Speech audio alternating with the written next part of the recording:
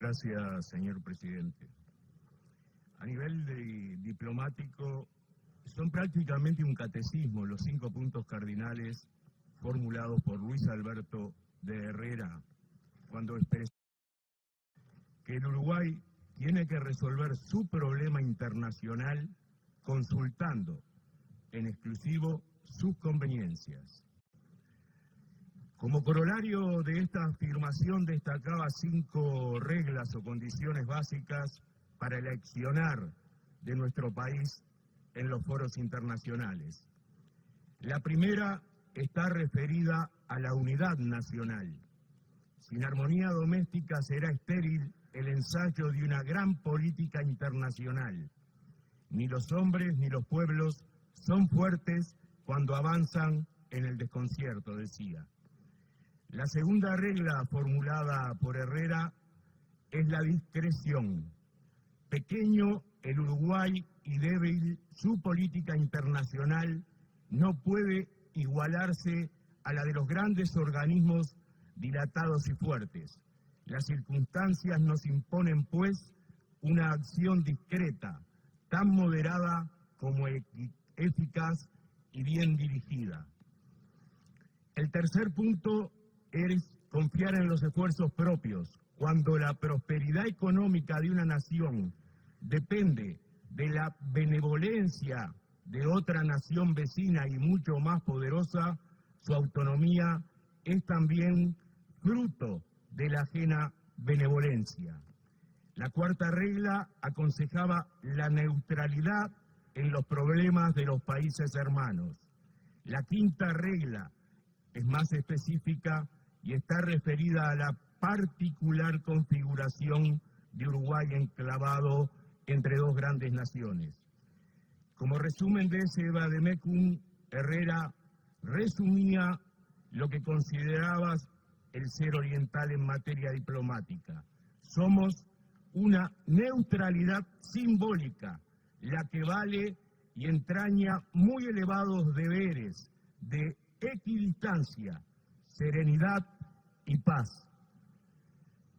Con esto compartimos plenamente lo que decía don Luis Alberto Herrera y compartimos plenamente lo que ha dicho nuestro canciller, que la única forma de salir de la situación que se encuentra la República Bolivariana de Venezuela es a través del diálogo entre el gobierno y la oposición, o del diálogo entre el gobierno y las oposiciones. El Papa Francisco ha llamado a la salida a través del diálogo. El Papa Francisco ha cuestionado y repudia las acciones de los obispos venezolanos que apuestan a la violencia. Por lo tanto, entendemos, señor presidente, que el único camino es el diálogo.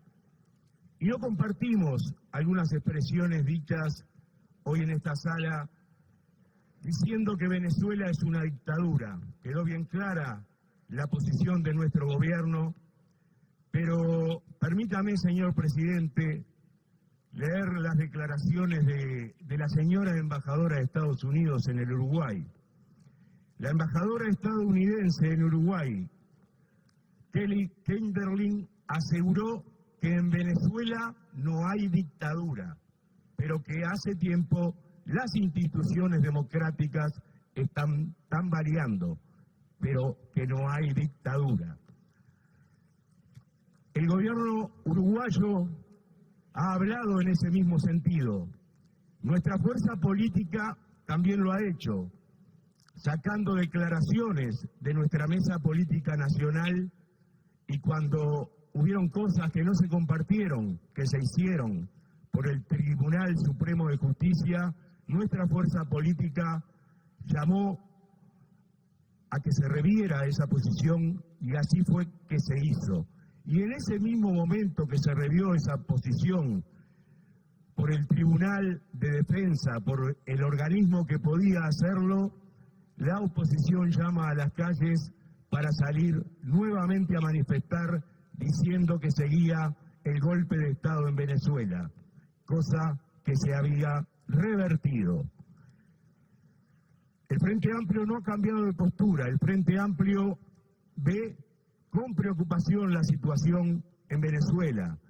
Pero debemos decir, señor presidente, que la situación política en Venezuela tiene solo un objetivo, y que es el objetivo del imperio que opera en todas partes del mundo, porque hace unos días decíamos que en Siria el objetivo es la salida del petróleo hacia Europa de los países productores del Medio Oriente. Venezuela es el mayor reservorio de petróleo, de gas natural, de oro y de coltán. Es decir, que el objetivo es poder invadir o cambiar el régimen en Venezuela para hacerse de esos recursos naturales que tiene Venezuela. Señor presidente, nosotros no exigimos declaraciones, pero sí hemos hablado en esta sala sobre diferentes situaciones en Brasil, en Paraguay, y nunca hemos escuchado la palabra de ningún legislador o legisladora de la oposición sumándose a esa preocupación que hemos tenido en otros países. Se cuestiona a Venezuela por lo que se ha hecho hoy por el presidente Maduro llamando a una asamblea constituyente. La asamblea constituyente figura en la Constitución bolivariana, en los artículos 347, 348 y 349 de la Constitución de la República Bolivariana de Venezuela.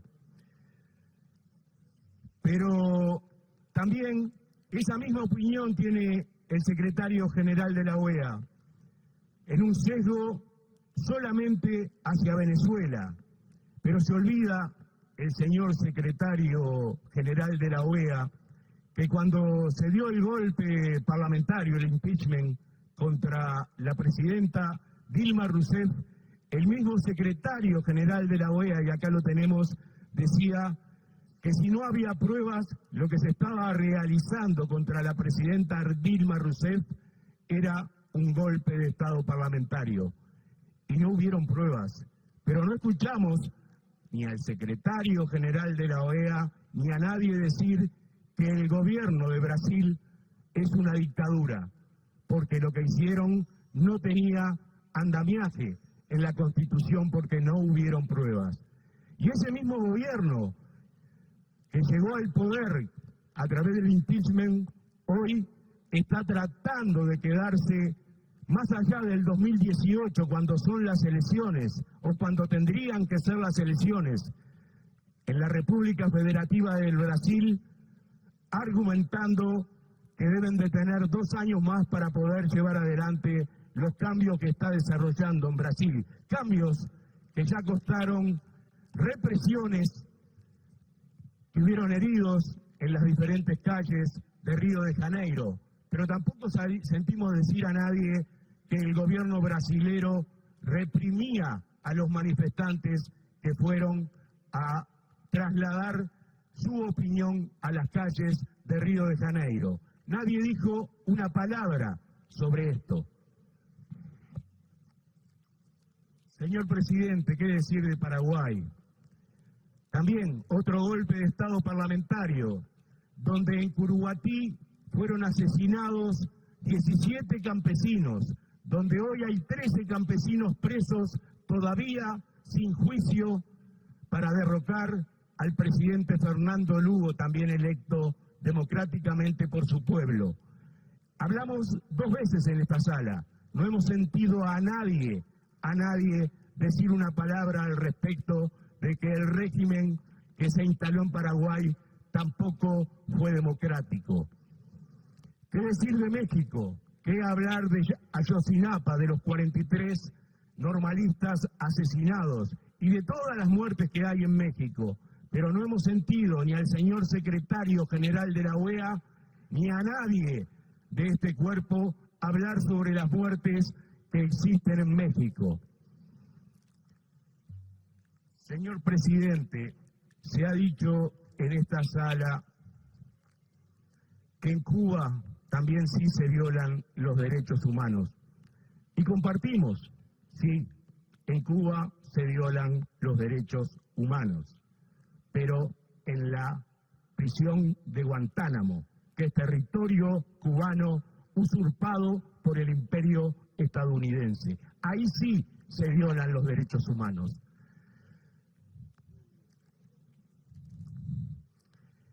No se habla de la violación de los derechos humanos en países con regímenes de derecha. Solo los derechos humanos preocupan cuando son gobiernos de izquierda.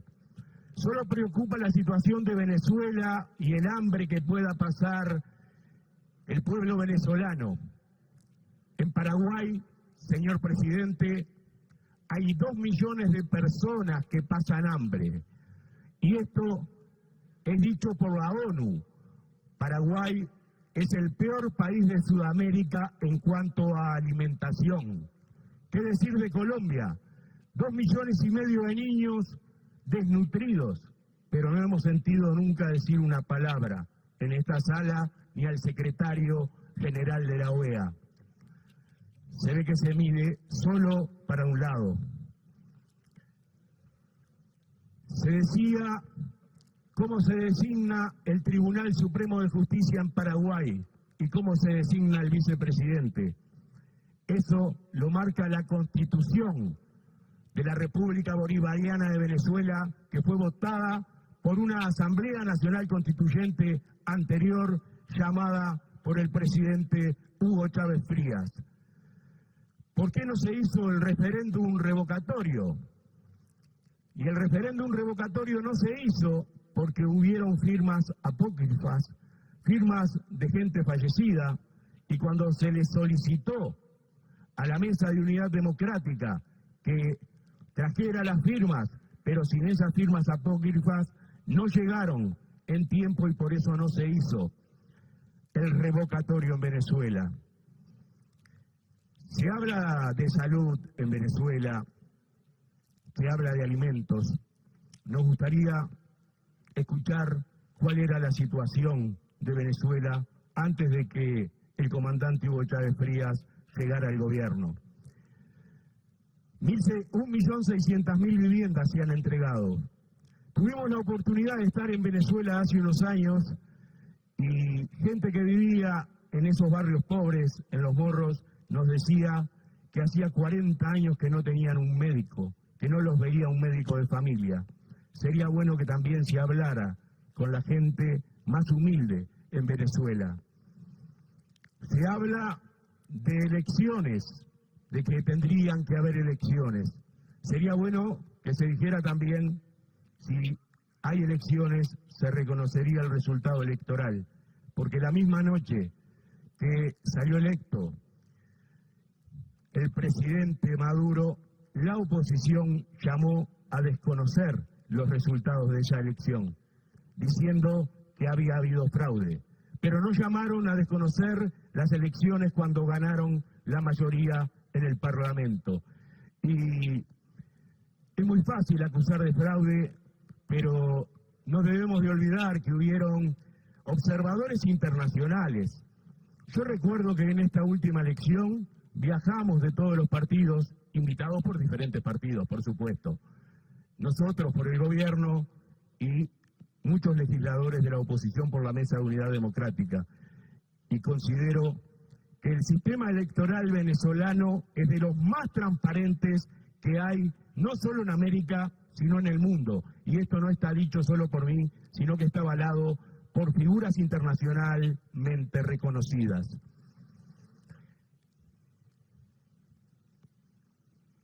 Señor presidente,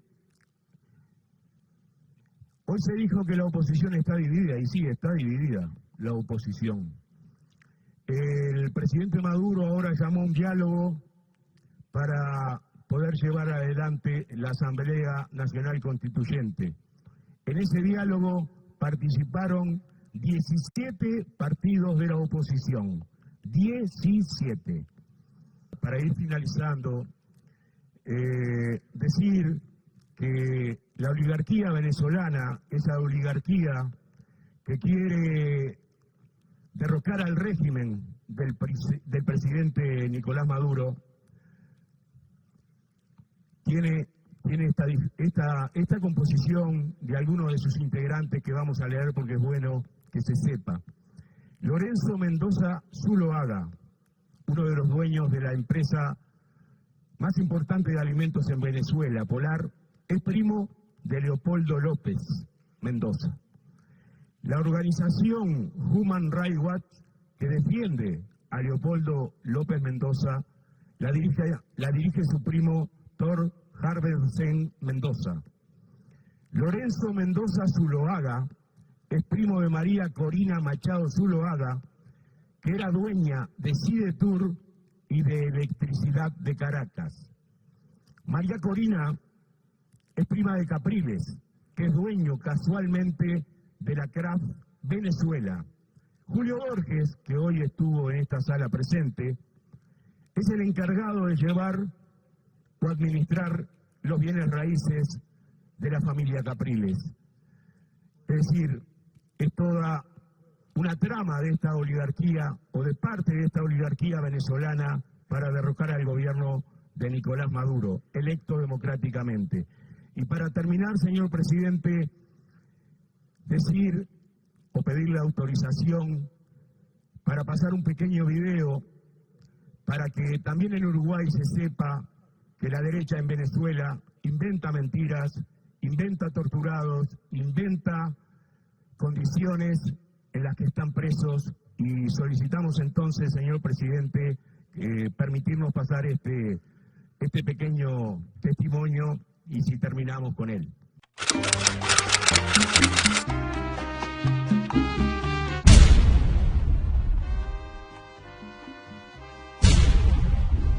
Salomé no está llorando los malos,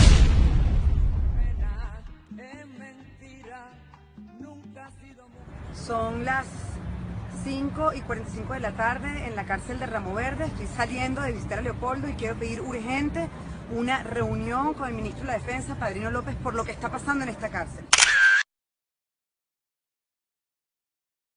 Quiero denunciar una vez más que Leopoldo López sigue aislado en una torre donde no puede hablar con ningún otro preso del penal y que esta torre la maneja la inteligencia militar, el DIGESIM. El trato que le dan a estos custodios es cruel. Leopoldo se mantiene encerrado en una celda durante todo el día. Lo sacan de una celda y lo meten en otra. Lo sacan de esta celda y lo meten en la otra. Lo sacan de esta celda y lo meten en la otra. Y cada vez que lo pasan de una celda a otra lo desnudan. Le hacen requisas, 4 o 5 requisas diarias. En estas requisas lo desnudan con trato cruel y amenazante. A Leopoldo no le han pasado más libros. No le tienen acceso a libros. Leopoldo no puede escribir una carta. No puede recibir cartas. No puede comunicarse con nadie. Le quitaron la llamada familiar. La única llamada que tiene derecho el preso de hacer, se la quitaron. Leopoldo no puede llamar por teléfono a sus hijos. Le quitaron la llamada familiar. Leopoldo no tiene comunicación con nadie. Solo con su familia directa cuando venimos los fines de semana a verlo, cuando nos dejan pasar. Graban la visita familiar, la visita conyugal, en video y en audio, y graban también las conversaciones con sus abogados. Esto también lo hemos denunciado. Ahora no le pasan en la prensa. Le bloquearon el periódico El Nacional y Un Nuevo País.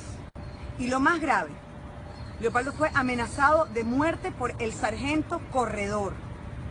Cuando Leopoldo le preguntó directamente al sargento por qué le estaba diciendo eso, el sargento respondió: yo solo recibo órdenes superiores. La vida de Leopoldo López está en riesgo en esta cárcel. Nadie responde, ninguna autoridad en esta cárcel. Hasta en este momento no sabemos cómo se llama el nuevo director. El trato es cruel y lo maneja la inteligencia militar. Pido con urgencia reunión con el responsable, que es el ministro de la Defensa, Padrino López. Es mentira, nunca ha sido mujer buena. Para finalizar, le agradezco su tiempo, le agradezco al diputado Frati, y decir que una mentira repetida 1000 veces se transforma en verdad. Gracias, presidente.